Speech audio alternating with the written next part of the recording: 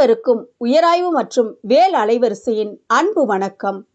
தன்னுயிர் போலே தனக்கழிவு என்னும் பிறனுயிர் தன்னையும் கணித்தல், மண்ணுயிர் எல்லாம் கடவுளின் வடிவம், கடவுளின் மக்கள் என்று உணர்தல், கருமமும் சொந்த நலத்தினை சிறிதும் கருதிடாது அளித்தலும் தானே தர்மமாம் என்றும், ஒற்றுமையோடு தளர்விலா சிந்தனை கொள்ளலே பெருமைகொள் வலியாம் என்றுமே மனதிற் பெயர்ந்திடா உறுதி மேற்கொண்டும் அருமைசால் சபதமிவை புரிகின்றேன் ஆணைகள் அனைத்தும் உட்கொண்டே.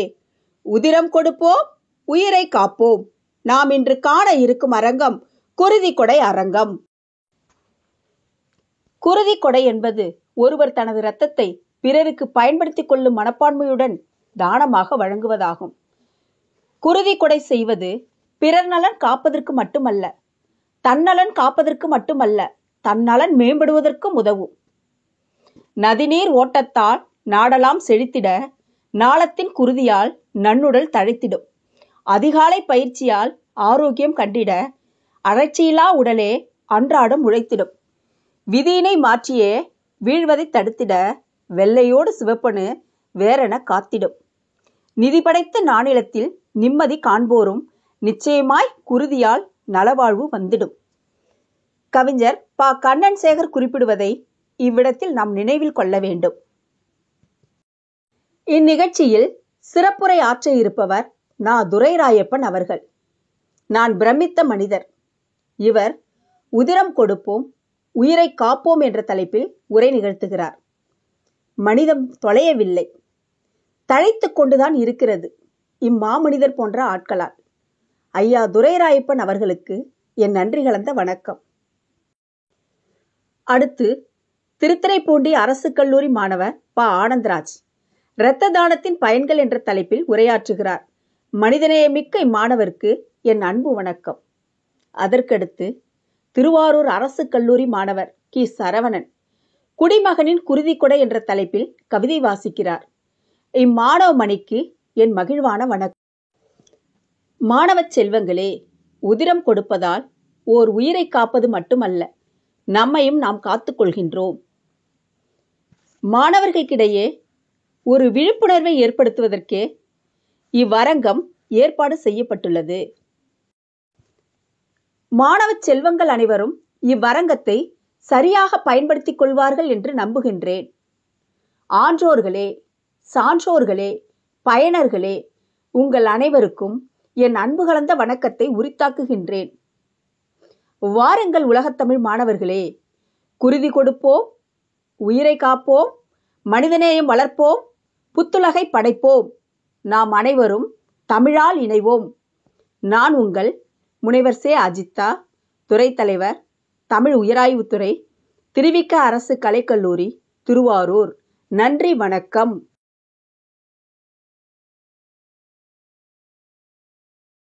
அனைவருக்கும் வணக்கம்.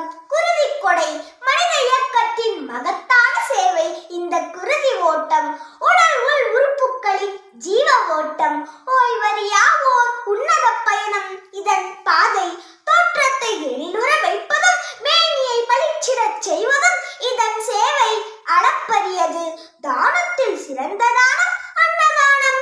அதிதினம் துரிதமாய் உயிர் காக்க வல்லது இந்த இரத்த தானம். சாதி மதம் பாராமல் கொடுப்பவரும் பெறுபவரும் இன்னார் என்றறிந்திடா தன்னலமற்ற மனித நேயத்தின் மகத்தான ஓர் அடையாளம் இந்த குருதி கொடை. அல்ல அல்ல குறையா அக்ஷய பாத்திரம். இறைக்க இறைக்க சுரக்கும் சுனை ஊற்று. இறைவனை கண்டிட இறைவனாய் மாறிட ஓர் அரிய வாய்ப்பு இந்த குருதி கொடை.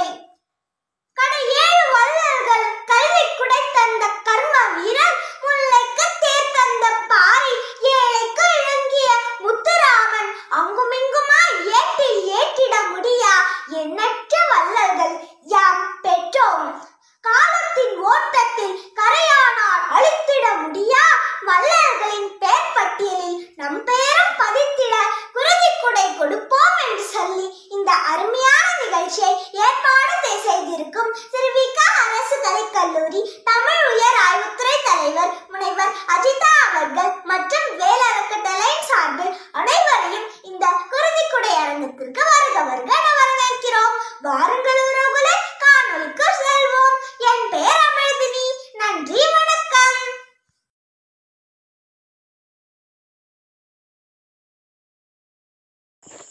குடிமகனின் குருதிக்கொடை என்னும் தலைப்பில் ஒவ்வொரு மனிதனும் செய்ய வேண்டிய கடமைகளில் ஒன்றான குருதிக்கொடையை பற்றி பேச வருகிறார் திருவாரூர் மாவட்டம் திருவிக அரசு கலை கல்லூரி தமிழ் உயராய்வுத்துறையின் 1ஆம் ஆண்டு மாணவர் கி. சரவணன். இவர் மிகச்சிறந்த பேச்சாளர், மிகச்சிறந்த எழுத்தாளர், பல மேடைகளை தன் பேச்சினால் அலங்கரித்தவர். வாருங்கள், உரையினை கேட்டு மகிழ்வோம்.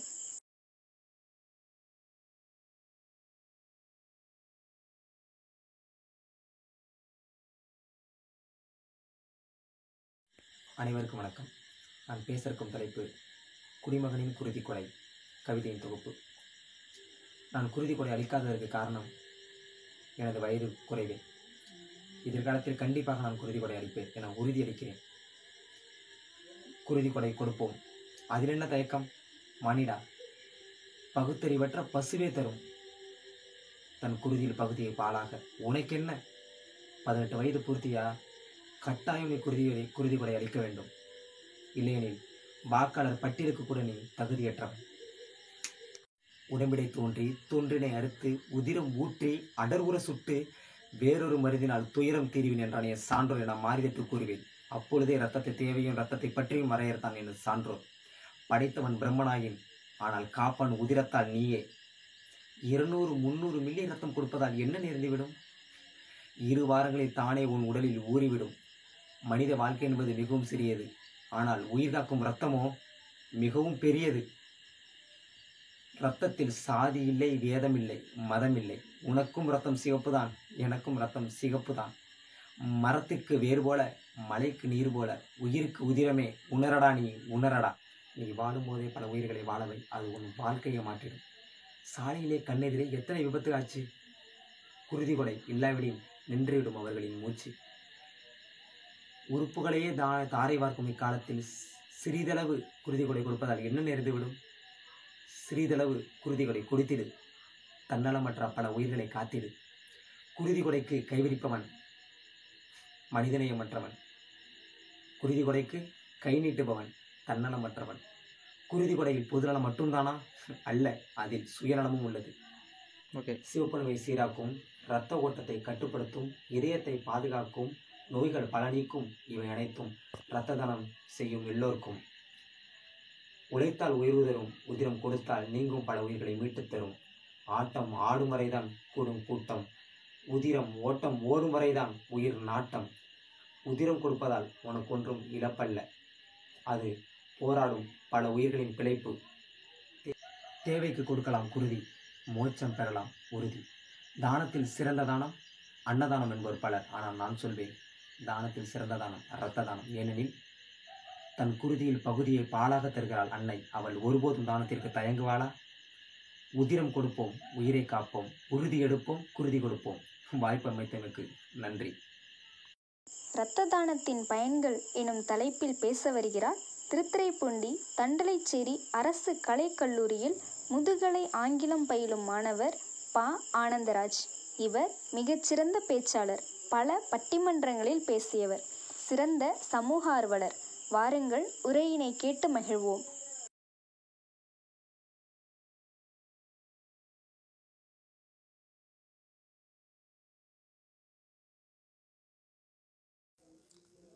அனைத்து இணையதள நண்பர்களுக்கும் மற்றும் பார்வையாளர்களுக்கும் எனது சார்பாக வணக்கம். அதாவது இன்றைக்கு இரத்த தானம் குறித்தான இரத்த தானம் விழிப்புணர்வு சம்பந்தமான ஒரு தகவலை நான் பேச வந்திருக்கேன். ஏன்னா இன்றைக்கு இளைஞர் மத்தியில் இரத்த தானம் பற்றி மிகப்பெரிய விழிப்புணர்வு இல்லை. ஏன்னா வருடம் நம்ம ஐநா சபையில் அங்கீகரிக்கப்பட்ட உலக இரத்த தான தினம் ஜூன் 14ஆம் தேதி நாம் கொண்டாடிட்டு வரோம். ஏன் கொண்டாடிட்டு வரோம்னு சொன்னால், இரத்த தான தினத்தை கொண்டாடுவதன் மூலமாக தான் இரத்த தான கொடையாளிகளை நாம் இளைஞர் மத்தியில் ஊக்குவிக்க முடியும்.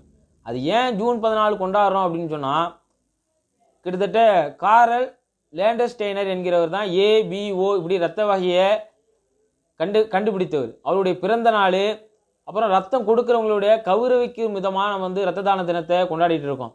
ஆனால் இன்றைக்கு இளைஞர்கள் மத்தியில் இரத்த தானம் பற்றி மிகப்பெரிய விழிப்புணர்வு இல்லை. இரத்த தானம் கொடுத்தா ஏதோ நமக்கு சைடு எஃபெக்ட் வருமோ, இது 2 நாளைக்கு நோய்கள் புதுயான நோய்கள் வருதா அப்படிங்கிற மிகப்பெரிய வதந்திகளை இன்றைக்கு இளைஞர் மத்தியில் ஏதோ ஒரு வகையில் வந்துகிட்டே இருக்குது அப்படிங்கிறது தான்.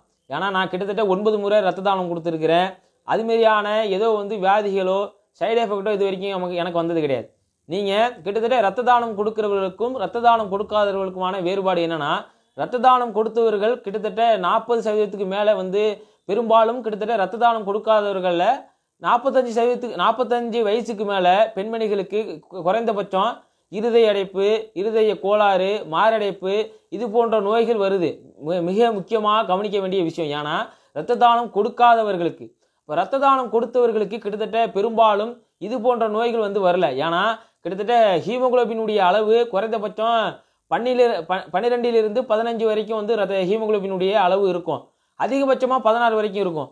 ஆனால் ரத்த தானம் கொடுக்காதவங்களுக்கு இதே அளவு நீடிச்சு இருக்கும். அப்போ 15 16 அதிகமாகும் போது அது ரத்தத்தில் இருக்கக்கூடிய அயன் இரும்பு சத்து அதிகரிக்கும் பொழுது ரத்தம் வந்து கட்டித்தன்மை வாய்ந்து இரத்த குழாய்களில் அடைப்பு ஏற்படுகிறதுனால இது போன்ற நோய்கள் வருது. இருதய கோளாறு, மாரடைப்பு இது போன்ற நோய்கள் வந்து சராசரியாக ரத்தம் கொடுக்காத வருது. அதே ரத்த தானம் கொடுக்குறவங்களுக்கு தினம் 6 மாதத்துக்கு ஒரு முறை ரத்தம் கொடுக்குறவங்களுக்கு இது போன்ற நோய்கள் வராது. பெரும்பாலும் இந்த இரும்பு சத்து அதிகமாகிறதுனால ரத்தம் கட்டி ஆகுறதுனால வந்து நோய்கள் வருதுல, அது போன்ற நோய்கள் வராது. ஏன்னா குறைந்தபட்சம் ரத்தம் கொடுக்குறவங்க 18 65 வயசு இருக்கிறவங்க கொடுப்பாங்க. அது மட்டும் இல்லாமல் வெயிட் 45க்கு மேலே இருக்கணும்.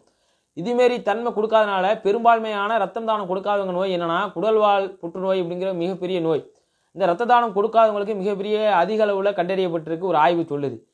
அதனால பெரும்பாலும் ரத்த தானம் கொடுக்கறதுனால மிகப்பெரிய நன்மையை நம்ம ஏற்படுத்த முடியும். ரத்த தானம் பற்றாக்குறையில் இருக்கிறவங்கள இறப்புகளை இருந்து நாம் வந்து காப்பாற்ற முடியும். பெரும்பான்மையான இளைஞர்கள் இதை பார்ப்பதனால ரத்தம் கொடுங்க, ரத்தம் கொடுக்கறதுனால எந்த வித நோயும் வராதுங்கிறத பேச வாய்ப்பளித்த திருவிக்க அரசு கலைகளினுடைய தமிழ்துறை பேராசிரியர் அஜிதா அவர்களுக்கு நன்றியை தெரிவித்துக் கொள்கிறேன். கொடைகளில் சிறந்த கொடை குருதி கொடை. உயிர்களை பிழைக்க வைக்கும் உன்னதமான செயல். எவ்வளவு கொடுத்தாலும் நம்மில் எள்ளளவு குறையாத இரத்த தானத்தை பற்றி பேச வருகிறார் மாண்புமிகு டாக்டர் RTN JCER N துரைராயப்பன் ஐயா அவர்கள்.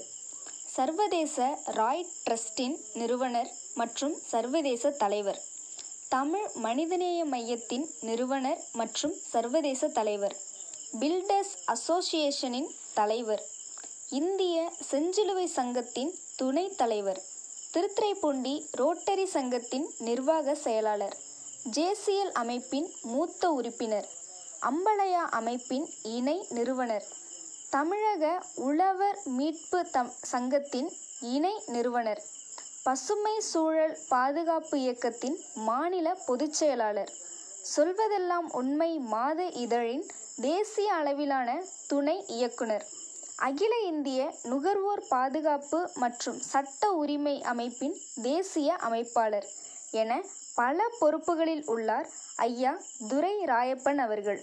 இவர் சிறந்த சமூக ஆர்வலர். உதிரம் கொடுப்போம் உயிரை காப்போம் என்ற தலைப்பில் ஐயா துரைராயப்பன் வழங்கும் உரையினை கேட்டு மகிழ்வோம். வாருங்கள்.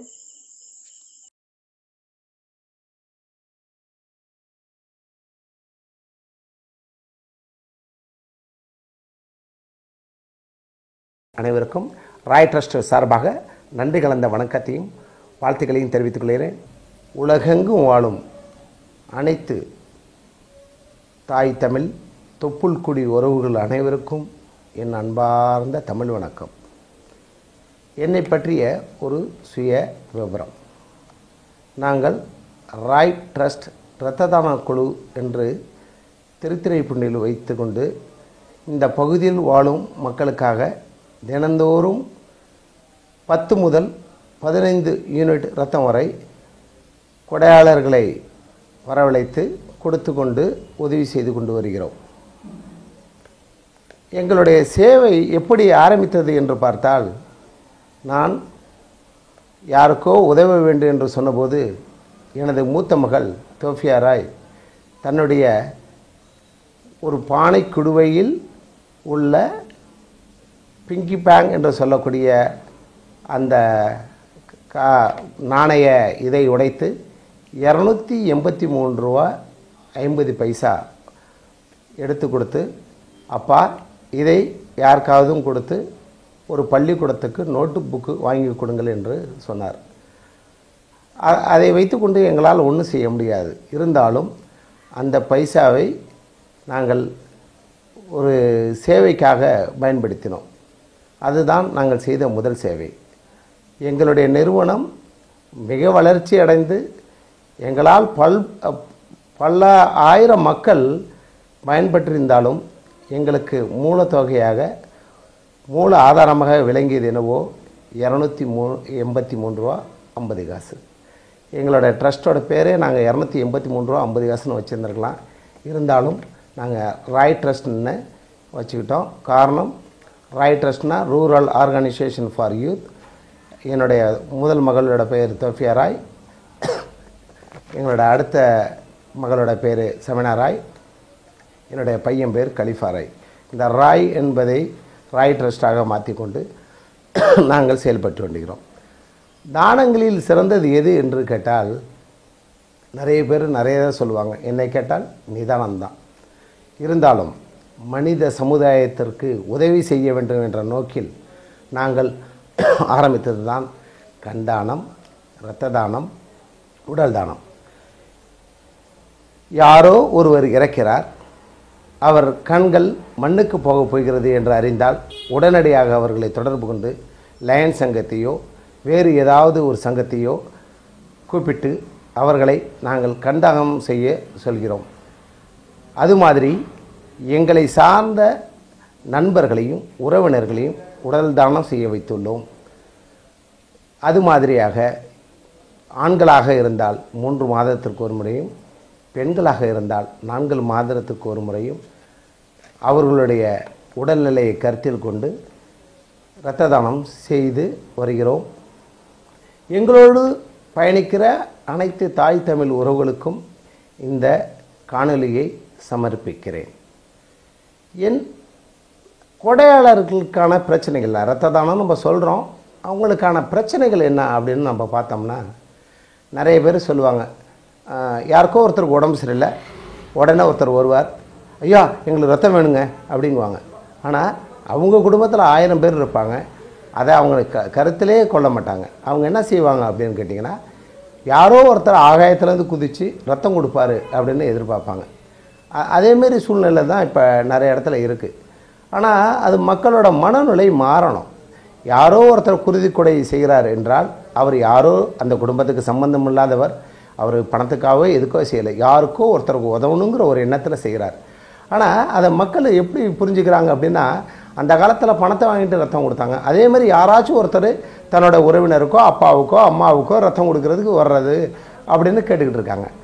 நிறைய பேரை பார்த்திங்கன்னா ஃபேஸ்புக்லேயும் வாட்ஸ்அப்லேயும் ஷேரில் பறக்கும். 1000 பேருக்கு ஷேர் பண்ணுவான். ஆனால் அவனுக்கு பி பாசிட்டிவாக இருக்கும், அவங்க அப்பாவுக்கு ரத்தம் தேவைப்படும், ஆனால் அவன் கொடுக்க மாட்டான். 1000 பேர்கிட்ட அந்த எதிர்பார்த்துக்கிட்டு இருப்பான். இந்த வகையான பிரச்சனைகள் தான் நாங்கள் முழுதும் தமிழ்நாடு முழுவதும் உள்ள தன்னார்வலர்கள் சந்திக்கிற ஒரு பிரச்சனையாகவே இருக்குது. நாங்கள் அந்த பிரச்சனைகள்லேருந்து ஓவர் கம் பண்ணி ஒவ்வொருத்தருக்கும் விலைக்கு, ஐயா நாங்கள் யார்கிட்டையும் காசு வாங்குறதில்ல, நாங்கள் தானமாக தான் செய்கிறோம். அதே போல் உங்களுக்கும் அந்த மனநிலை வரணும். நாங்கள் உங்கள் அப்பாவுக்கு எப்படி ரத்த தானம் கொடுத்தோமோ, உங்களோட சகோதர சகோதரிக்கு எப்படி ரத்த தானம் கொடுத்தோமோ, அதே போல் நீங்களும் செஞ்சீங்க அப்படின்னா எவ்வளோ பயனுள்ளதாக இருக்கும் அப்படின்னு நாங்கள் அவங்கள்ட்ட வலியுறுத்துகிறோம். அப்போ பணம் உள்ளவர்களுக்கு பார்த்திங்கன்னா மனம் இருக்காது. ஆனால் மனம் இருக்கிறவங்க எல்லாருமே பணக்காரனாக இருக்க மாட்டாங்க, ஏழைகளாக கூட இருப்பாங்க. இருந்தாலும் அவங்க இரத்த தானத்துக்கு நம்ம சொன்னோம்னா, ஒருத்தருக்கு ஒரு உயிர் துடிக்குது அப்படின்னா உதவி செய்கிறது பார்த்திங்கன்னா நிறைய பேர் இருக்காங்க. அதில் யார் யார் இதுவரை இரத்த தானம் செய்தார்களோ அத்தனை நல்ல உள்ளங்களுக்கும் இந்த ராய் ட்ரஸ்ட் இன்டர்நேஷ்னல் சார்பாகவும் தமிழ் ஹியூமனிட்டி சென்டர் சார்பாகவும் நன்றி கலந்த வணக்கத்தை தெரிவித்துக் கொள்கிறேன். இந்த ராய் ட்ரஸ்ட் இன்டர்நேஷ்னலுக்கும் தமிழ் ஹியூமனிட்டி சென்டருக்கும் நான் தான் ஃபவுண்டர் பிரசிடெண்ட். இது உலகெங்கும் வியாபித்திருக்கிறது. இருந்தாலும் ஃப்ரெண்ட்ஸ் டு சப்போர்ட் ஒருங்கிற ஒரு ஆப்பு, அது மூலம் தான் பார்த்திங்கன்னா நிறைய பேர் யாருக்காச்சும் பிளட் வேணுன்னா இமீடியட்டாக போவாங்க. அதில் அந்த ஆப்பில் போய் பார்த்திங்கன்னா 75% டெலிஃபோன் நம்பர்ஸு தப்பாக இருக்கும். காரணம் என்னன்னு கேட்டிங்கன்னா பழைய அப்டேட்டு. இப்போ புதுசாக எங்களோட RayTrust.org வெப்சைட் மூலமாக நிறைய அப்டேட் பண்ண போகிறோம். அப்போ தமிழ்நாடு ஃபுல்லாக யார் யாருக்கு ரத்த தேவைகளோ அவங்களெல்லாம் தேர்ந்தெடுத்து அவங்களுக்காக ஒவ்வொரு மாவட்டம் வாரியாக தன்னார்வலில் ஒருங்கிணைத்து நாங்கள் செய்ய போகிறோம். இப்போ பார்த்திங்கன்னா எங்களை மாதிரியே திருவாரூர்லேருந்து ஆரூர் சிறகுகள் அப்படின்னு ஒருத்தவங்க ரொம்ப சிறப்பாக செயல்பட்டுக்கிட்டு இருக்காங்க. நாகப்பட்டினத்தில் நாகை டோனர் 6 இருக்காங்க. இரத்த தான குழு ஆறுபடை அப்படின்னு திரு சரவணன் அவர்கள் சிறப்பாக செஞ்சிட்ருக்காங்க. அதுபோல் திருச்சியில் மகா ரத்த தானம், திருச்சி மனிதன் ரத்த தானம், இந்தியன் ஃபவுண்டேஷன், நிறைய பேர் எனக்கு தெரியும். சிகரம் ரத்த தான குழு, கோயம்புத்தூர் திருப்பூர் எடுத்துட்டிங்கன்னா அவர்னஸ் ஆப்பாவோட ரத்த தான குழுக்கள், நிறைய பேர் தன்னார்வலர்களாக தன்னுடைய குருதியை கொடுத்து பல பேரை வாழ வச்சுக்கிட்டு இருக்காங்க. அப்படி வாழ வச்சுக்கிட்டு இருக்க எல்லா காவல் தெய்வங்களுக்கும் என் நன்றி கலந்த வணக்கத்தையும் வரவேற்பையும் தெரிவிச்சுக்கிறேன். இப்போ இரத்த தானம்னா என்னான்னு பார்ப்போம். இரத்த தானம்னா ஒன்றும் ஒரு பெரிய விஷயமே இல்லைங்க. மனித ரத்தத்துக்கு மாற்றுங்கிறது இது வரைக்கும் யாருமே கண்டுபிடிக்கல. ஏன் அப்படின்னு கேட்டிங்கன்னா, மாற்று இருந்துச்சுன்னா நம்ம யாருமே இரத்த தானம் பண்ண தேவையில்லை. மாற்றுன்னு சொல்லலாம், பட் அது ஒரிஜினலான ஒரு மாற்றம்னா அந்த ஒரு மாற்றாகவே இருக்காது. நம்ம உடலில் ஓடுற ஒரு உயிர் திரவம் தான் ரத்தம். மனித உடலில் பார்த்திங்கன்னா சராசரியாக 5 லிட்டர் ரத்தம் இருக்கும் அப்படின்னு சொல்கிறாங்க. இதான் அப்ராக்சிமேட் தான். இது வந்து கூடவும் போகலாம், குறைச்சிருக்கலாம். ஒவ்வொருத்தரோட அளவு முறை மாறுபடும். கரெக்டாக 5 லிட்டருன்ட்டு யாரும் அறுதிட்டு யாரும் சொல்ல முடியாது. இதேமாரி அப்போ ரத்த தானம் பண்ணுறப்ப நம்ம என்ன செய்வாங்க அப்படின்னா, ஒரு யூனிட்டுங்கிறது ஒரு 350 மில்லி மட்டுமே எடுப்பாங்க. அப்படி எடுத்து ஒருத்தருக்கு தானமாக கொடுக்குற ரத்தத்தில் 3 பேரை காப்பாற்ற முடியும். எப்படிங்க, நீங்கள் எடுக்கிறது ஒருத்தர் தானங்க தானம் பண்ணார், எப்படிங்க 3 பேரை காப்பாற்ற முடியும் அப்படின்னா, கொடையாளி அழுக்கிற ரத்தத்தில் சிவப்பணுக்கள் ரெட் செல்ஸ் இருக்கும், அடுத்து வெள்ளை அணுக்கள் என்று சொல்லக்கூடிய ஒயிட் செல்ஸ் இருக்கும், தட்டணுக்கள் என்று சொல்லக்கூடிய பிளேட்லெட் இருக்கும். இது 3ஆக பிரிச்சுருவாங்க. ஒரு ரத்தம் அப்படின்னா ஒயிட் செல், ரெட் செல், பிளேட்லெட் அப்படி 3ஆக பிரிச்சுருவாங்க. இவை தனித்தனியாக ஒவ்வொரு நோயாளியும் 3 பேரை வந்து உயிரை காப்பாற்றுறதுக்கு நம்ம இதை பயன்படுத்திட முடியும். அப்போ நம்ம இரத்த தானங்கிறது பார்த்திங்கன்னா, ஒவ்வொரு தன்னார்வலர்களும் சில பேரோட பிறந்த நாளுக்கு, சில பேரோட நினைவு நாளுகளுக்கு, பெரிய பெருந்தலைவருடைய நினைவு நாளுகளுக்கு வந்து அரசு இரத்த தானம் மூலமாக இரத்த தானம் வழங்குவாங்க. பார்த்திங்கன்னா, இன்றைக்கி இரத்த தான முகாம் அப்படின்னு நடத்தி கொடுப்பாங்க. அப்போ அது வந்து பல்லாயிரம் கணக்கான உயிர்களை காப்பாற்றுறதுக்கு இந்த இரத்த தான முகாம்ங்கிறது பயன்படுது. நான் ஒரு ரெட் கிராஸ் சொசைட்டியில் இருக்கிறேன். நானும் இரத்த தானம் நாங்களும் தொடர்ச்சியாக நடத்திக்கிட்டு இருக்கோம். இந்த பகுதியில் நிறையா தன்னார்வலர்கள் ஒன்றிணைந்து நான் ரோட்டரி கிளப்பில் இருக்கிறேன், அது மூலமாக பண்ணுறாங்க. ஜேசிசியில் பண்ணுறாங்க, நான் ஜேசிசியில் இருக்கிறேன். அப்போது ஒவ்வொருத்தரும் தன்னார்வலராக இரத்த தான முகாம் நடத்தி அரசாங்கத்துக்கு இரத்த தானத்தை கொடுக்குறாங்க. அது மட்டும் போதுமா அப்படின்னா கண்டிப்பாக பத்தாது. ஒவ்வொரு நேரத்துலையும் ஆப்ரேஷன் நடக்கும், அவங்க ஆப்ரேஷனுக்கு ரத்தம் தேவைப்படும்.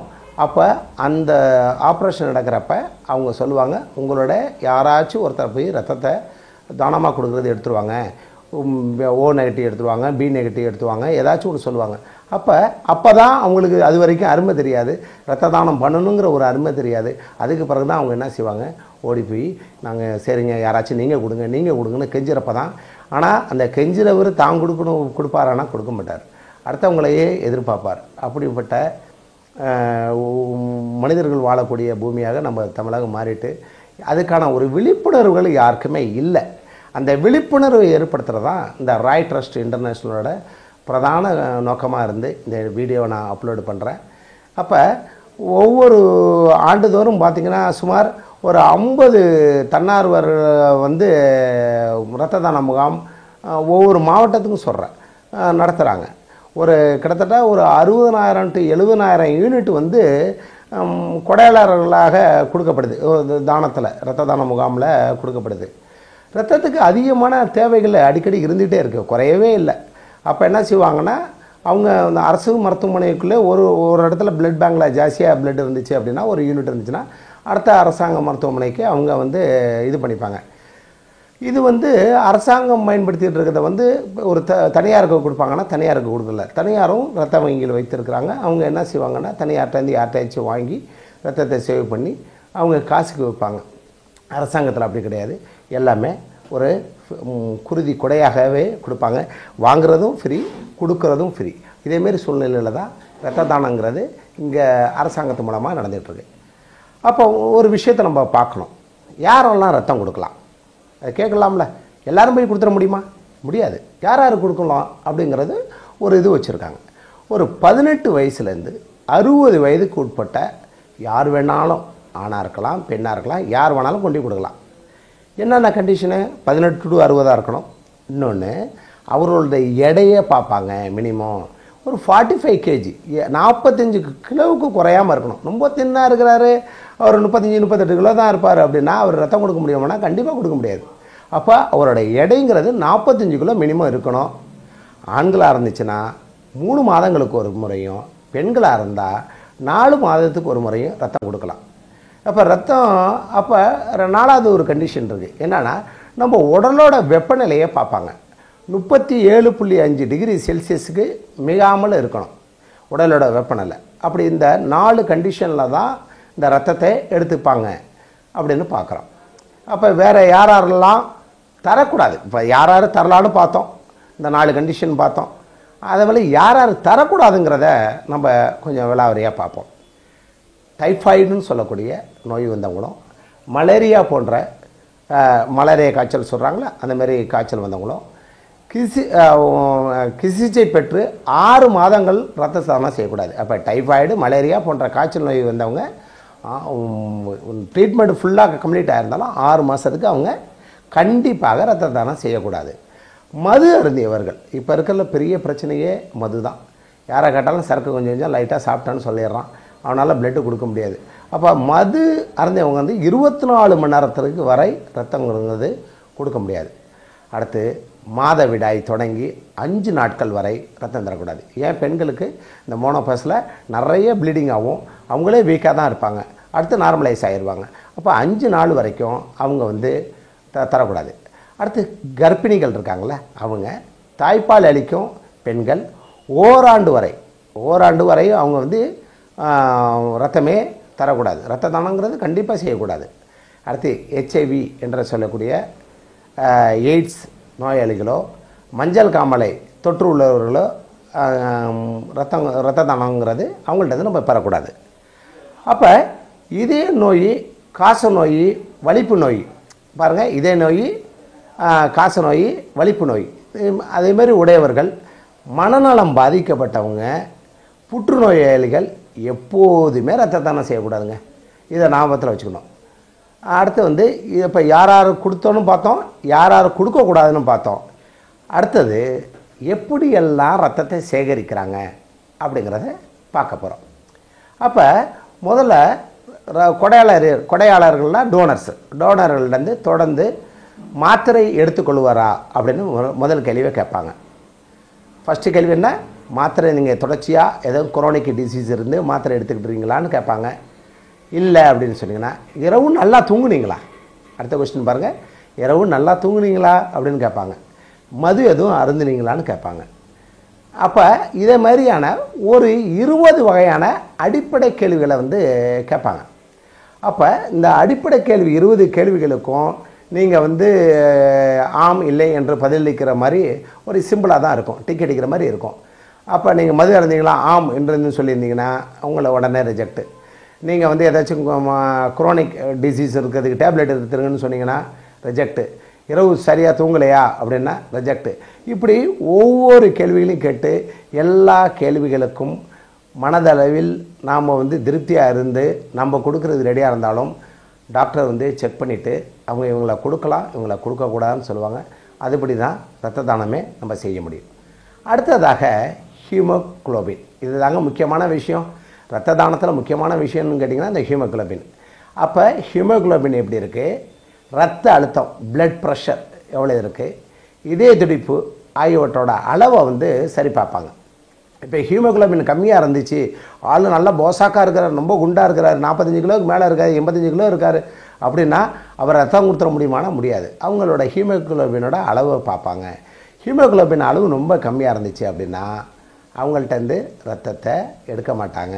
அதுபோல் பிளட் ப்ரெஷர் ஜாஸ்தியாக இருந்தாலும் எடுக்க மாட்டாங்க.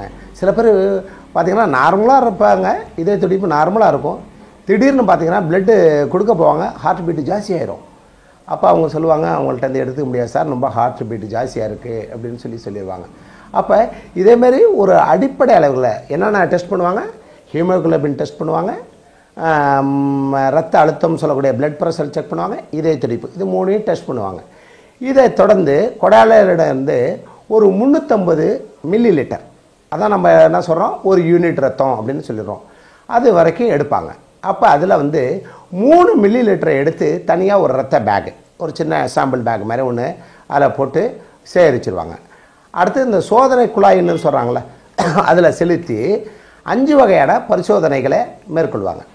அப்போ ஒரு இரத்த தானம் பண்ணுறப்ப நம்மளுக்கு என்னென்ன பெனிஃபிட்டுங்கிறத ஃபஸ்ட்டு பார்ப்போம். என்னென்ன பெனிஃபிட் அப்படின்னா, காசு கொடுக்காமலேங்க ஹெச்ஐவி டெஸ்ட் பண்ணிக்கலாம்.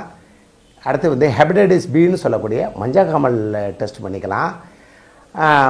ஹெப்படைட்டிஸ் சின்னு சொல்லக்கூடிய மஞ்சக்காமல் நோயை டெஸ்ட் பண்ணிக்கலாம். பால்வினை நோயின்னு சொல்லக்கூடிய வினரல் டிசீஸ் இருக்குது பார்த்தீங்களா, விடி டிசீஸ், அதை டெஸ்ட் பண்ணிக்கலாம். மலேரியா. இப்போ 5 வகையான டெஸ்ட்டு பரிசோதனைகளை ரத்தம் கொடுக்குறவங்களுக்கு அரசாங்கம் ஃப்ரீயாக செய்கிறது. உண்மையில் சொல்லப்போனால் நீங்கள் இதை கொண்டு காசு கொடுத்து இந்த டெஸ்ட்னா பண்ணிங்கன்னா 10,000 ரூபா செலவு பண்ணணும். 10,000 குறைந்தது சொல்கிறேன். தனியார் மருத்துவமனைக்கு போனீங்கன்னா இன்னும் அதிகமாக கூட இருக்கலாம். ஆனால் இங்கே ரொம்ப மிகவும் குறைவாக செலவில் இந்த டெஸ்ட்டு உங்களுக்கு ஃப்ரீயாகவே செஞ்சிடறாங்க. ரத்தம் கொடுக்கறதுனால நீங்கள் யாரும் பயப்படவே வேண்டியதில்லை. எப்படி நம்ம கிணறுலேருந்து நீர் இறைச்சி விட்டோம்னா எப்படி ஊறுதோ அதுபோல் ரத்தம் ஆட்டோமேட்டிக்காக ஊறிடும். இருந்தாலும் ஒரு 3 மாத காலம் நம்மளை வெயிட் பண்ண சொல்கிறாங்க, அவ்வளோதானே தவிர வேறு எதுவும் இல்லை. அப்போ இந்த 5 வகையான சோதனை சொன்ன பார்த்தீங்களா, HIV test, hepatitis B test, hepatitis சின்னு சொல்லக்கூடிய மஞ்சக்காமலை டெஸ்ட்டு, வினரல் டிசீஸ் சொல்லக்கூடிய பால்வினை டெஸ்ட்டு, மலேரியா, இந்த 5 டெஸ்ட்டையும் அவங்க பண்ணிடுவாங்க. அப்போ இந்த சோதனையோட முடிவு பாசிட்டிவ் அப்படின்னு வந்துச்சுன்னு வச்சுங்களேன், அப்போ சம்மந்தப்பட்ட சோதனை குழாயில் அந்த பேக்கில் சேவ் பண்ணி வச்சாங்களே ரத்தம், அந்த பையையும் பாதுகாப்பான முறையில் வந்து அப்புறப்படுத்திடுவாங்க. இப்போ ஒரு எக்ஸாம்பிள், ஒரு 100 பேர் கொடுக்குறாங்க, அதில் ஒருத்தருக்கு மலேரியா. அவர் என்ன செய்வாங்கன்னா எல்லாமே தனித்தனியாக தானே கலெக்ட் பண்ணுறாங்க. கலெக்ட் பண்ணி அதில் 3 மில்லி சாம்பிள் எடுத்து அவங்க ஒரு டெஸ்ட் பண்ணுறாங்களே, அதில் மலேரியா இருந்துச்சு அப்படின்னா அந்த பர்டிகுலர் பேக்கை மட்டும் தனியாக எடுத்து டிஸ்போஸ் பண்ணிடுவாங்க.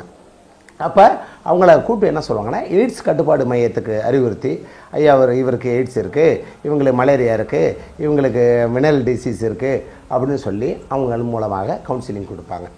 இது தாங்க அழகாக சிம்பிளான ஒரு 5 டெஸ்ட்டுங்க. ஃப்ரீயாக 5 டெஸ்ட்டு கிடச்சிருது.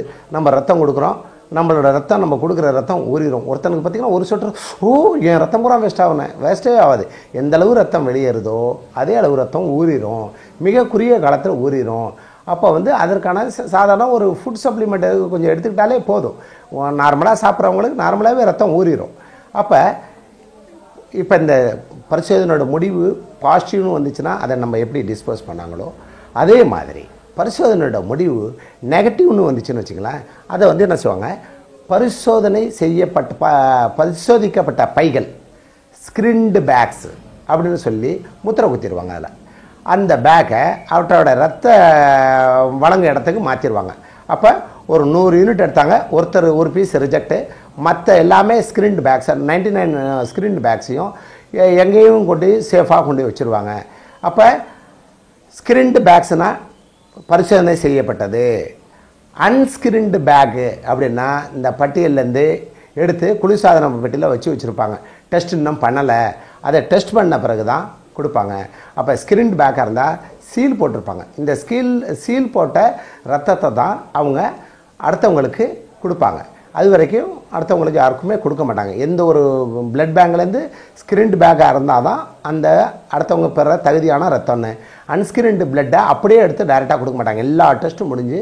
அதனால் அன்ஸ்கிரீன்டு பேக்ஸ் பட்டியலில் வச்சு மெயின்டைன் பண்ணுவாங்க. அது எப்படி இருந்தால் குளிர்சாதன பெட்டி, ஃப்ரிட்ஜு சொல்கிறோமா, ஃப்ரிட்ஜில் கூலரோ ஃப்ரிட்ஜோ அதில் வச்சு பண்ணுவாங்க. இந்த பரிசோதனை எப்படி செய்கிறாங்க அப்படிங்கிறத பார்ப்போம்.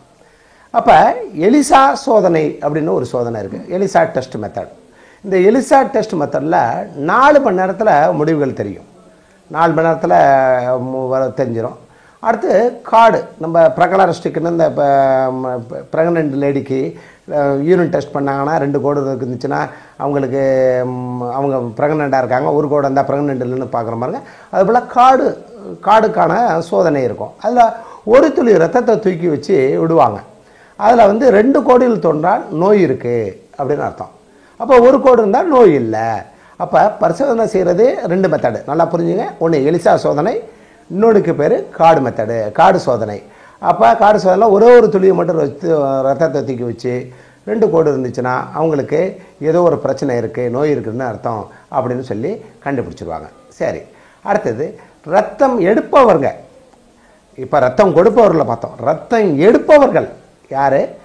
அந்த ஹாஸ்பிட்டல் மெடிக்கல் பிளட் பேங்கில் இருக்கிறவங்க, அட்டெண்டர்னு சொல்லக்கூடாது, ஸ்டாஃப் நர்ஸ்ன்னு சொல்லலாம், இல்லை சாம்பிள் கலெக்ஷன் பண்ணுறாங்கள லேப் அசிஸ்டண்ட். அவங்க எப்படி இருப்பாங்க, எப்படி இருக்கணும் அப்படிங்கிறத ஒரு வச்சுருக்காங்க. வழக்கம் போல் அவங்க வந்து எப்போதுமே கையுறை அணிஞ்சிருக்கணும். ஒவ்வொரு நோய்க்கு மூல காரணம் என்னன்னு கேட்டிங்கன்னா நோய் தொற்று. அந்த நோய் தொற்று தான் அடுத்த நோய் பரவல் தான் அடுத்தவங்களுக்கு அப்படியே பரவிட்டு இருக்கும். அப்போ ரத்தங்கிறது மிகப்பெரிய விஷயம். என்னன்னு கேட்டிங்கன்னா அதனால தான் நிறைய நோய்கள் பரவுது. நம்ம சின்ன வயசுலாம் தெரியாது, யாருக்காச்சும் கட்டாணிச்சுன்னா அவங்களோட பிளட்டை தூக்கி அப்படியே நம்ம வாயில் வைப்போம். அதனால் மிகப்பெரிய தவறான ஒரு இது. நோய் வந்து பரவுறதுக்கு மூல காரணமே ரத்தம் வழியாக தான் அதிகப்படியான பரவும். அதனால் வந்து அதுமாரி தவறுகளை இனிமேல் யாருமே செய்யாதீங்க. யாருக்கோ நம்ம பிள்ளையாக இருந்தாலும் நம்மள யாராக இருந்தாலும் யாரோ ரத்தம் கட் பண்ணிட்டா தூக்கி நம்ம வாயில் வைப்போம், அவங்க வாயில் இல்லை நம்ம வாயில் வைப்போம். அதேமாரி தவறுகளை தயவுசெய்து யாருமே செய்யாதீங்க. நோய் தொற்றுக்கு முதற் காரணம் அப்படின்னா ரத்தம் தான். அப்படி இருக்கிறப்ப அவங்க என்ன செய்யணும்னா க்ளவுஸ் போட்டுக்கணும். யார்? ரத்தம் எடுக்கிறவங்க கையுணை அணிந்திருக்கணும். மன அளவில் வலிமை கொண்டவர்களாக இருக்கணும். ஏன் அப்படின்னா சில பேருக்கு ரத்தத்தை பார்த்தோம்னா ஒரு பதற்றம், கை கால்லாம் ஒரு மாதிரி ஆயிரும், மயக்கமாயிரும். அப்போ அதேமாரி ஒரு பதற்றம் இல்லாதவர்களாக இருக்கிறவங்க வந்து ரத்தத்தை எடுக்கிறதுக்கு தகுதியானவங்களாக இருக்கிறாங்க. அடுத்து ரத்தம் வந்து நரம்பு வழியாக தானே எடுக்கிறாங்க. அப்போ மனித தவறுகள் நிறைய ஏற்படுறதுக்கு சான்சஸ் இருக்குங்க. அந்த சான்சஸை குறைக்கிற மனித தவறுகள் ஏற்படாமல் நரம்புகள் எதுவும் பாதிக்காத அளவுக்கு எடுக்கிற ஒரு அனுபவம் பெற்ற ஒரு அசிஸ்டண்ட்டோ லேப் அசிஸ்டண்ட்டோ ஸ்டாஃப் நர்ஸோ யாராச்சும் இருக்கலாம். அப்போ கையுறை அணிஞ்சிருக்கணும், ரத்தம் எடுப்பவங்கள கையுறை அணிஞ்சிருக்கணும், 2 மனதளவில் ஸ்ட்ராங்காக இருக்கணும், 3வது மனித தவறுகள் ஏற்படாத அளவுக்கு கவனமாக இருக்கிறவங்களா இருக்கணும். சரி, அடுத்து பார்க்கலாம். ரத்தம் எத்தனை நாளைக்கு கெடாமல் இருக்கும்? ரத்தத்தை நான் ஆரம்பத்திலே சொன்னேன். ரத்த சிவப்பணுக்களாகவும் மாற்றுவாங்க, ரத்த வெள்ளை அணுக்களாகவும் மாற்றுவாங்க. அடுத்தது பிளேட்லெட்டுன்னு சொல்லாங்க, தட்டணுக்களாக 3ஆக பிரிச்சுருப்பாங்கன்னு சொல்லி சொன்னேன். அப்போ ரத்த சிவப்பணுக்கள் அப்படின்னு எடுத்துக்கிட்டோம்னா ரெட் செல்ஸ் 35 நாள் வரைக்குங்க கெடாமல் இருக்குங்க. அதாங்க அதை பாருங்கள், ஒன்றுலேயும் ஒவ்வொரு தன்மை இருக்குது. ரத்த சிவப்பணுக்கள் ரெட் செல்ஸுங்கிறது 35 நாள் வரைக்கும் கெடாமல் இருக்கும்.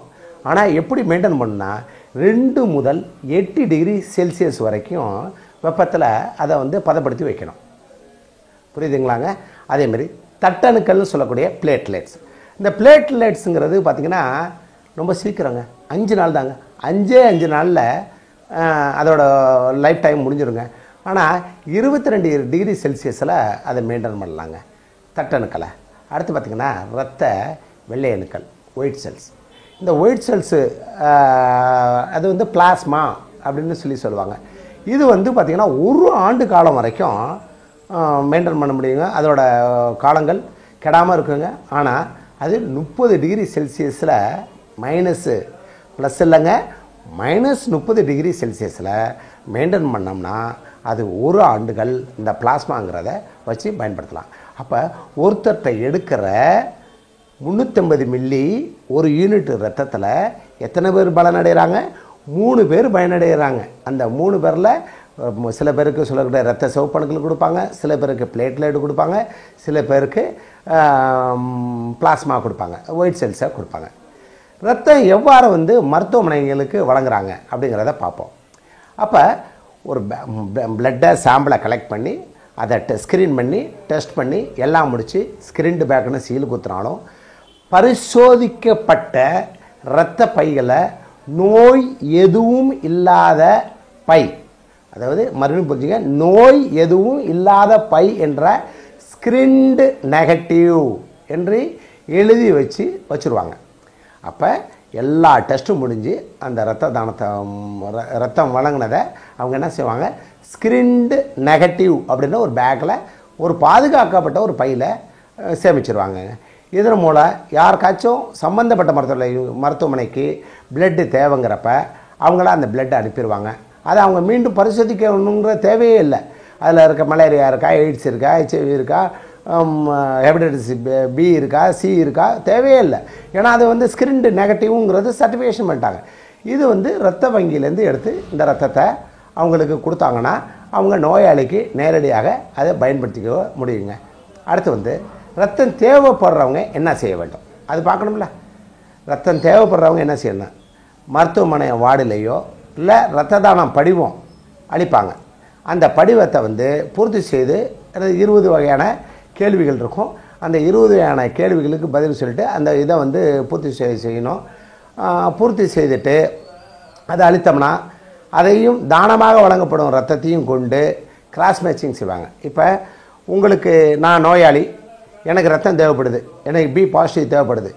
அப்போ ரத்தம் ஒருத்தர் டோனர் கொடுக்குறார், நான் ரிசீவர், இன்னொருத்தர் அக்செப்டர். அவர் டோனர். அவர் கொடுக்குற ரத்தத்தையும் என்னோட ரத்தத்தையும் கிராஸ் மேட்சிங் செய்வாங்க. கிராஸ் மேட்சிங் காம்பட்டபிள் டெஸ்ட்னு ஒரு டெஸ்ட் இருக்குங்க. ரத்தத்தை கொண்டு கிராஸ் மேட்சிங் செய்யும் சோதனை செய்வாங்க. அது வந்து ஒத்து போகுது அப்படிங்கிற பட்சத்தில் அதை வந்து தானமாக பெறலாம். அப்போ ரிசீவரும் டோனரும் கொடுக்குற ரத்தத்தை மேட்சிங் பண்ணி அது ஒத்து போடுச்சு அப்படின்னா அவங்கள வந்து ரத்தத்தை கொடுக்க முடியும். அப்போ என்னென்ன வகையான பிளட் குரூப் இருக்குன்னு பார்ப்போமே. இப்போ பிளட் குரூப்பில் ஓ இருக்குங்க, ஓ நெகட்டிவ் இருக்குங்க, ஏ நெகட்டிவ் இருக்குங்க, ஏ பாசிட்டிவ் இருக்குது, பி பாசிட்டிவ் இருக்குது, ஏபி பாசிட்டிவ் இருக்குது, பி நெகட்டிவ் இருக்குது, ஏபி நெகட்டிவ் இருக்குது. இதே மாதிரி நிறையா ரத்தங்கள் இருக்குது. அப்போ இப்போ இந்த ஓ அப்படிங்கிற ரத்த வகை என்னென்னா யார் யாருக்கு கொடுக்கலாம் அப்படின்னா எல்லாருக்கும் கொடுக்கலாம் அப்படின்னு சொல்லுவாங்க. எல்லாருக்கும் கொடுக்கலான்னு. இது யார் யார் ரிசீவ் பண்ணலாம் அப்படின்னு கேட்டிங்கன்னா ஓ நெகட்டிவ் மட்டும்தான் ரிசீவ் பண்ணிக்கலாம். ஓ நெகட்டிவாக இருக்கிறவர் யாருக்கு வேணாலும் கொடுக்கலாம்.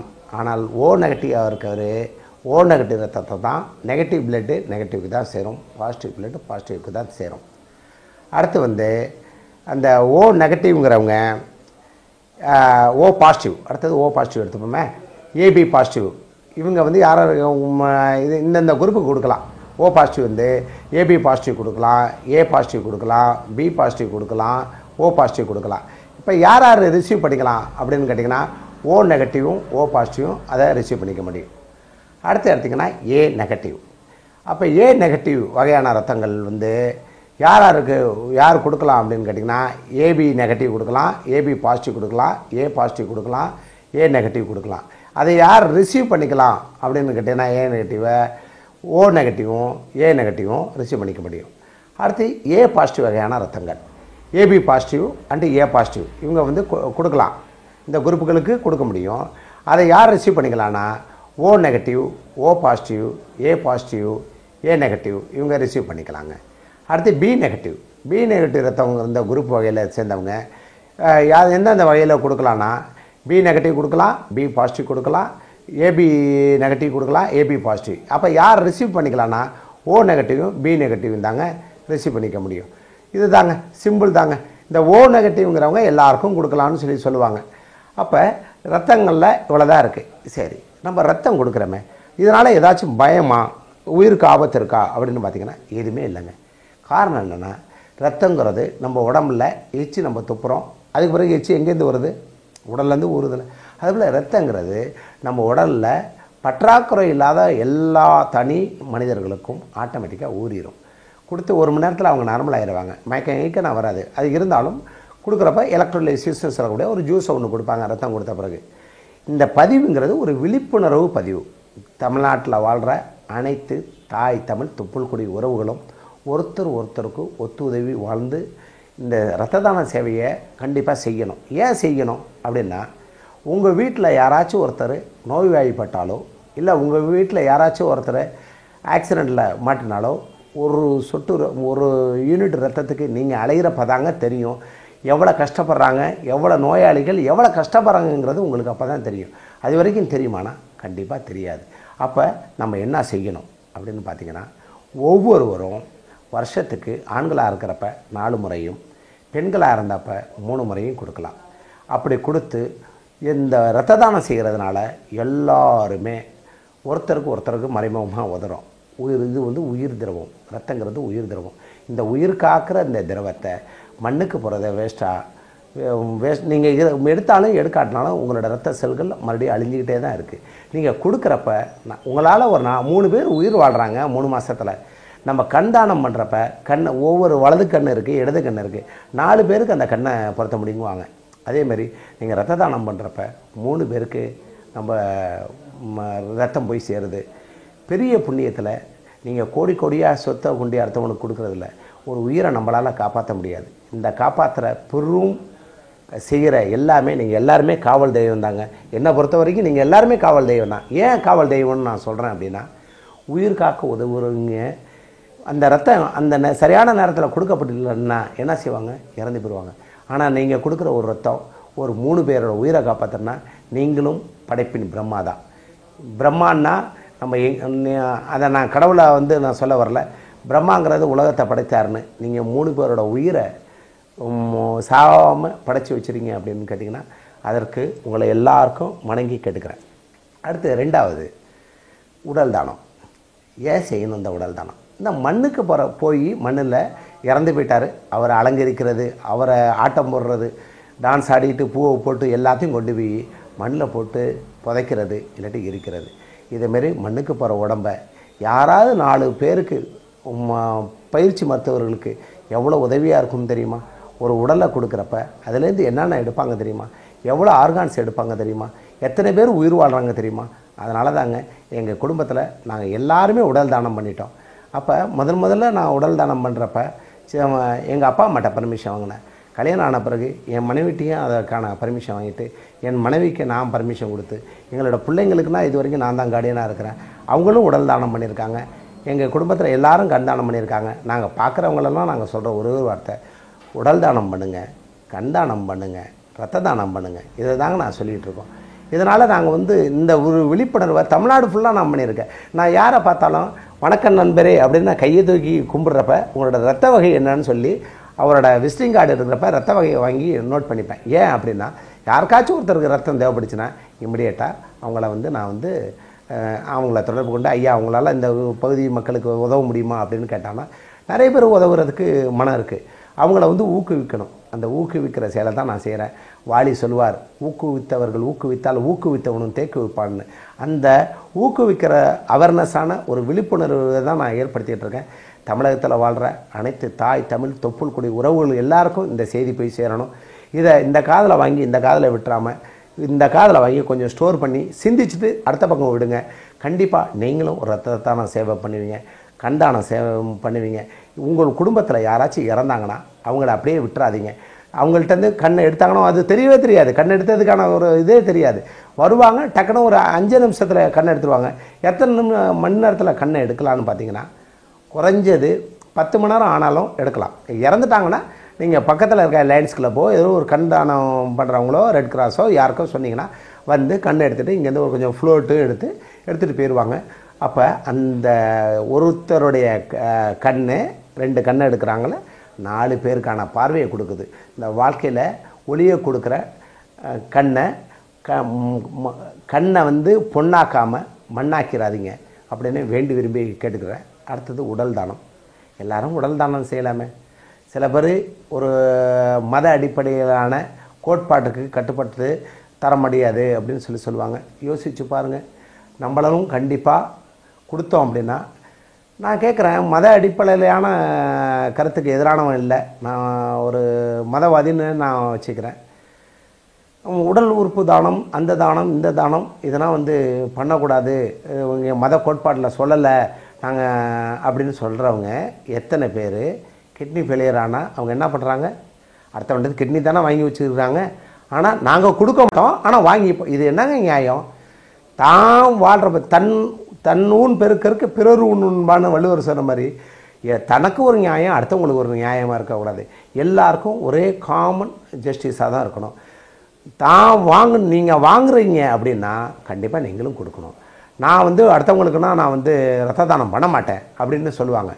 அவங்க பண்ண மாட்டாங்க, ஆனால் அவங்க வாங்கிறதுக்கு ரெடியாக இருப்பாங்க. என்ன வகையில் நியாயம்? அதே போல் ஒவ்வொருத்தரும் நினச்சா இப்போ ஒரு 600 கோடி மக்கள் இருக்காங்க, நிறைய பேர் ரத்த தானம் பண்ணுன்னு வச்சுங்களேன், 100 கோடி மக்கள் ஆயிடுவாங்க. மதங்கிறது மனுஷனை நெறிப்படுத்துகிற ஒரு தன்மை தான். அதற்காக எல்லாம் வந்து மதம்னு சொல்லிட்டு அலையாதீங்க. தயவுசெய்து மனிதம்தான் கடவுளாக இருக்குது. ஒவ்வொரு மனிதனும் தனக்குள்ளே இருக்க கடவுள் நிலையை உணர்ந்துட்டான் அப்படின்னா அவன் வந்து தியானம் பண்ணுவான். அதான் சொல்லியிருக்காங்க பெரியவங்க, தன்னை அறிய தனக்கு ஒரு கேடு இல்லை, தன்னை அறியாமல் தானே கெடுக்கிறான், தன்னை அறிவும் அறிவே அறிந்தபின் தன்னையே அர்ச்சிக்க தானே இருந்தானேன்னு. தன்னை அறிகிறதாங்க யோகம், தன்னை அறிகிறதாங்க ஞானம், தன்னை அறிகிறதாங்க மதம். உண்மையாக சொல்லப்போனால் அப்போ ஒவ்வொருத்தரும் தன்னை அறிந்து இந்த சமுதாயத்துக்கு நம்ம என்ன செஞ்சுட்டு போகிறோம் அப்படிங்கிற ஒரு கருத்தை தான் நான் உங்கள்கிட்ட சொல்ல வரேன். இது ஒரு சிறந்த விழிப்புணர்வு பதிவாக உலகெங்கும் வாழ்கிற தமிழருக்கு போய் சேரணும். ஒவ்வொருத்தரும் இரத்த தானம் செய்யணும். ஒவ்வொருத்தரும் கண்தானம், இறந்த பிறகு கண்தானம் செய்யணும். உங்களால் உங்கள் காலங்களில் யாரோ ஒரு 4 பேரை வாழ வச்சுட்டு போங்க. செய்கிறது பூரா தப்பாக நிறைய செய்து ஒவ்வொருத்தரையும் பாவத்தை சேர்க்காம நம்மளாலே 4 பேருக்கு புண்ணியத்தை செஞ்சுட்டு போகணும்னு நீங்கள் நினச்சிங்க அப்படின்னா இந்த பதிவுகளை, இந்த காணொலி காட்சியை அடுத்தவங்களுக்கு பயிருங்க. அவங்களும் கேட்பாங்க, கேட்டுட்டு அவங்களும் பல பேர்கிட்ட பயிரட்டும். இது வந்து இந்த வீடியோவை வைரல் ஆக்கிறதுக்காக நான் பேசலை.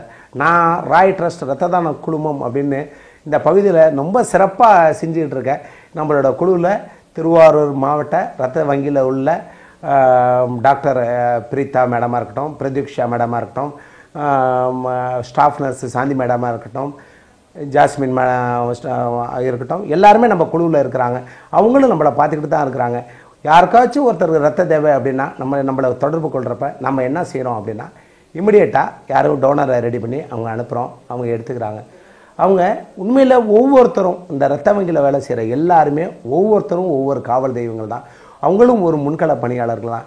இந்த இரத்த தானம் செய்தவர்களை வந்து நான் வந்து கடவுளாக தான் பார்க்குறேன். ஏன் அப்படின்னா அவங்க அடுத்த உயிரை வாழ வைத்த தெய்வங்களாக இருக்குது.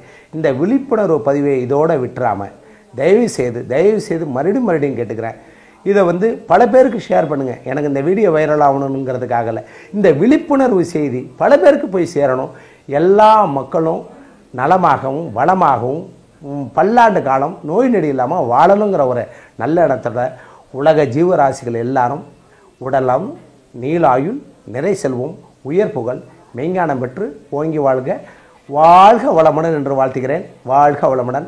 நன்றி, வணக்கம். இந்த பதிவை இதை பார்த்துட்டு கேட்டுட்டு போயிடக்கூடாது. பார்த்துட்டு கேட்டுட்டு பல பேர் பயிர்றப்ப அப்போ தாங்க எங்களோட வெற்றி. இந்த வெற்றி அடைய வைக்கணும்ன்ட்டு நான் கேட்டுக்கிறேன். எல்லாருக்கும் இந்த ராய் ட்ரஸ்ட் இன்டர்நேஷ்னல் மூலமாகவும், தமிழ் ஹியூமனிட்டி சென்டர் மூலமாகவும், பசுமை சூழல் பாதுகாப்பு இயக்கம் மூலமாகவும், அகில இந்திய நுகர்வோர் பாதுகாப்பு மற்றும் சட்ட உரிமைகள் கழகம் மூலமாகவும் நான் அங்கம் வகிக்கிற red cross society, Jaycees, Rotary club மற்றும் அன்பாலயா அனைத்து சேவை சங்கங்கள் மூலமாகவும் நெஞ்சார்ந்த நன்றி எல்லாருக்கும் தெரிவிச்சுக்கிறேன். இந்த பதிவு உலகெங்கும் உள்ள மனிதருக்கு தாய் தமிழ் உறவுள் தொப்புள் கொடி உறவுகளுக்கு போய் சேரணும். அவங்களும் நீங்களும் நிறைய பேருக்கு இதை பரிமாறி நீங்களும் இரத்த தானம் பண்ணணும். இந்த பதிவை கேட்டுட்டு யாராவது ஒருத்தர் இரத்த தானமோ கண் தானமோ உடல் தானமோ செய்கிறாரோ அப்போ தாங்க என்னோடய வெற்றி. என்னோட பெரிய வெற்றிங்கிறது உங்கள் கையில் தான் இருக்குது. இதோட முடியாது. இன்னும் பல நிகழ்ச்சிகள் இருக்குது. பலவாறு நாங்கள் ஒரு அவேர்னஸ் பண்ணுவோம். அந்த அவேர்னஸ்னால் அடுத்தவங்களும் விழிப்புணர்வு அடைஞ்சு தாங்களும் விழிப்புணர்வு அடையணும். இது தெரியாதவங்களுக்கான பதில். இரத்த தானம் கொடுத்தோன்னா யாரும் இறக்க போகிறதில்ல.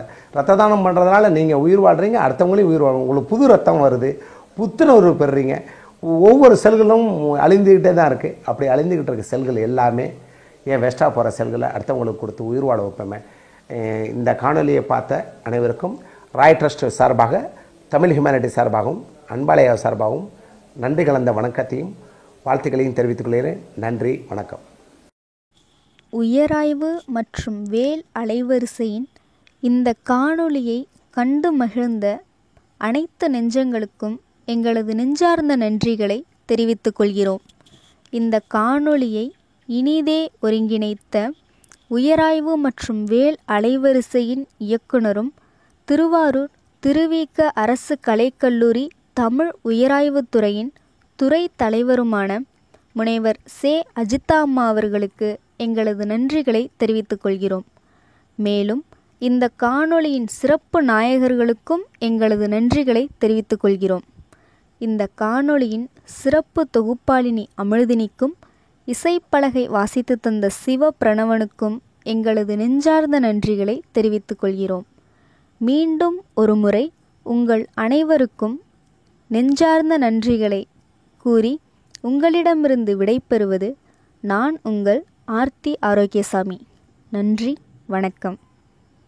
இந்த நிகழ்ச்சி உங்களுக்கு பிடிச்சிருந்துச்சுன்னா விரும்பவும், ரொம்ப பிடிச்சிருந்துச்சுன்னா பகிரவும், ரொம்ப பிடிச்சிருந்துச்சுன்னா கருத்து பெட்டியில் கருத்துக்களை போடவும். நன்றி, வணக்கம்.